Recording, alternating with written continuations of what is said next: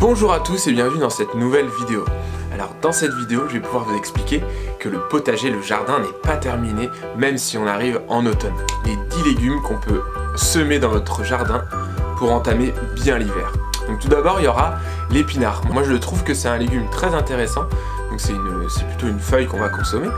Mais elle va se cultiver un petit peu tout au long de l'année, mais moi j'évite de la cultiver plutôt l'été, elle supporte très mal les chaleurs. C'est pour ça que ça va être avantageux de la planter en cette période de septembre, vers milieu septembre. Là on arrive où il y a des pluies, il fait un peu plus frais, le sol va s'engorger un petit peu en eau, donc ça va être beaucoup plus intéressant pour qu'elle germe, pour qu'elle prenne place et qu'elle se développe correctement. Donc en soi il n'y a rien de compliqué, vous pouvez la démarrer en semis, ou vous pouvez aller après en pépinière pour vous dépanner, trouver des boutures à planter directement. Ensuite on va rester sur les thèmes un petit peu de feuillus comme ça avec les salades.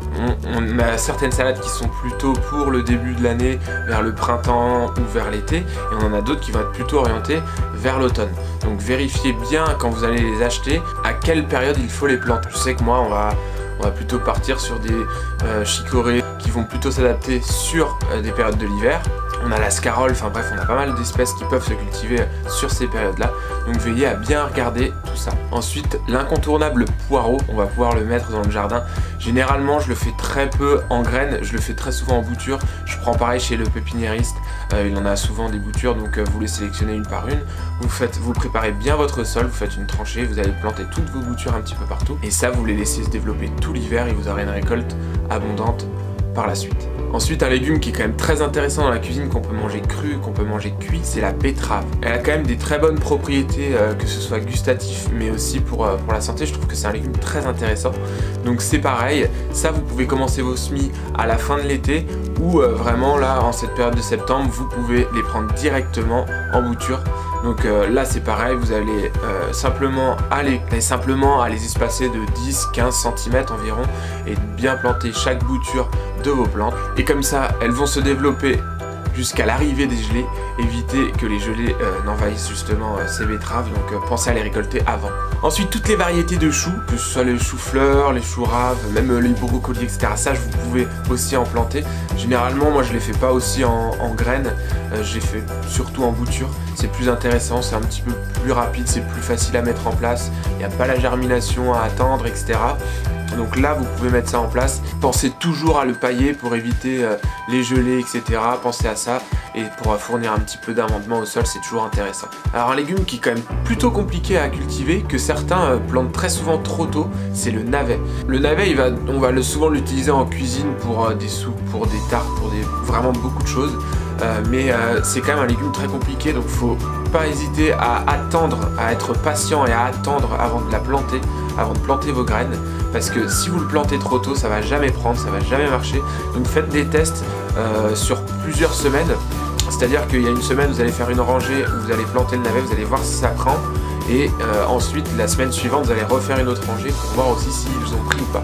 Essayez de faire plusieurs tests comme ça maximisera vos chances de réussite.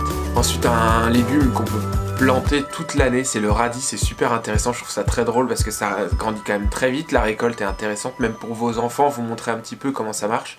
Quand vous faites votre tranchée, vous faites environ 2 phalanges pour pas trop les enfoncer. Et veillez à espacer de environ 2 cm par graine. Moi je sais que des fois on vous dit semer un petit peu comme ça et éclaircissez au fur et à mesure.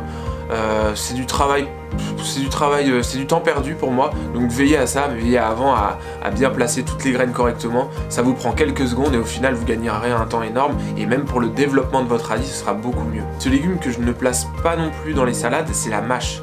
La mâche en fait c'est par rapport à ses propriétés gustatives et puis sa forme, etc. C'est pas tout à fait pareil, donc je la place pas forcément dans les salades. Donc la mâche, ça va être intéressant de pouvoir l'intégrer, de pouvoir la placer justement dans ces jardins. Moi je sais que j'aime bien la manger en salade forcément. On peut la cuisiner vraiment dans pas mal de choses, les mettre dans des tartes, etc. Il y a vraiment beaucoup de solutions. Et elle se marie un petit peu avec tout. Son goût est un peu noisette, il se ressort un petit peu de la salade qu'on a habituellement. La mâche, je la plante pareil très généralement en bouture, que je trouve aussi chez mon pépiniériste. Faut pareil éviter de la planter trop tôt. Si vous la faites en semis, vous pouvez la planter vers le milieu, fin de l'été. Mais si vous l'avez en bouture, commencez là plutôt vers la dizaine de septembre, à peu près entre le 10 et fin septembre. Après c'est comme tout, c'est propre à chaque région, c'est propre à chaque année. Il y a des fois on va se rendre compte que septembre ça pousse et il continue à faire chaud, etc. Donc essayez d'attendre les premières humidités, les premières pluies sur tous ces légumes là. Ensuite, préparez la nouvelle année, la période suivante qui va arriver pour les fraisiers. Ça va être idéal de planter les fraisiers en cette période, comme ça ils vont avoir tout l'automne et tout l'hiver pour s'enraciner, bien se développer, et au printemps ils pourront exploser et fournir beaucoup de fruits. Ça c'est très intéressant, généralement les gens ils pensent à les planter qu'au printemps ou vraiment fin de l'hiver, début du printemps. Et ils se rendent compte que bah non, on n'a pas beaucoup de fruits, je comprends pas. Donc veillez à le faire avant et vous allez voir, ça va être beaucoup plus efficace par la suite. Donc, pour éviter trop que les racines se gèlent, etc. Pareil, veillez à pailler vos plants de fraisiers et ça vous gagnera ça vous donnera un petit plus par la suite. Et pour terminer, un légume que j'aime bien, qui est pas forcément très connu, c'est la blette. Je trouve ça super intéressant. Moi personnellement, je la cuisine à l'eau, je la fais à la vapeur.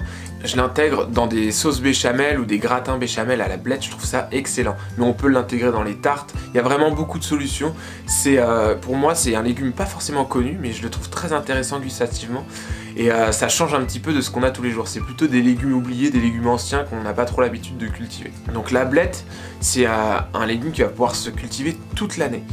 Donc généralement du printemps jusqu'à l'automne, en fait jusqu'avant les gelées. Mais ce qu'il faut vous dire, c'est que ce légume là, vous allez pouvoir le ressemer, le replanter à cette période là pour continuer d'en avoir jusqu'avant les gelées. Donc là vous aurez encore 1 ou 2 mois, ça dépend des régions, c'est pareil, ça va être propre à chaque région. Donc veillez à la pailler pour lui donner un petit peu de nourriture, vigilant sur les feuilles qui fanent, etc. pour que qu'il y ait un pied bien propre, qu'il n'y ait pas d'apparition de maladie. Et là vous serez d'autant plus satisfait. Donc n'oubliez pas, sur chaque méthode, sur chaque légume que je vous ai donné, ça va être propre à chaque région et à chaque année, chaque climat que l'on a. Donc le plus important, ce qu'il faudra retenir, c'est éviter les fortes chaleurs, éviter le sol très sec. Essayez de travailler bien votre sol avant de planter tous ces semis ou vos boutures. Soyez vigilant à la météo. Essayez d'avoir une météo plutôt humide, ce sera beaucoup plus intéressant pour tous ces légumes là. N'hésitez pas, si vous avez des questions, posez-les en commentaire. Je vous laisse mettre un petit pouce bleu sur la vidéo, abonnez-vous à la chaîne pour me soutenir et n'oubliez pas, je suis toujours là pour vous et pour vous aider. Je vous dis à la prochaine, ciao!